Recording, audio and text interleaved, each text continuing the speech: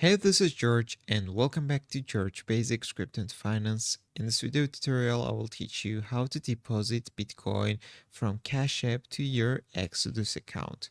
So first of all, you need to open your Exodus wallet to copy the Bitcoin wallet address. Here you need to click the receive button right here, choose Bitcoin and copy your Bitcoin wallet address. Just click this copy icon right here and the address will be copied.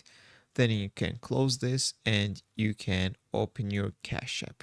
So once you will open your Cash App, you need to click the bank icon in the bottom left corner and you need to go to Bitcoin, and right here you will see your Bitcoin balance. Under the Bitcoin balance, you will see this arrow. You need to click this arrow to send your Bitcoin from Cash App.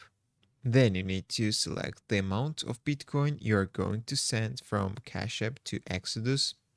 And once you will enter the amount of Bitcoin you're sending, then you need to enter the wallet address. So we just need to paste the Bitcoin wallet address from Exodus and click the next button in the top right and finalize the transaction. So that's how you can send your Bitcoin from Cash App to your Exodus account. If this video is helpful for you, don't forget to click the like button and don't forget to subscribe.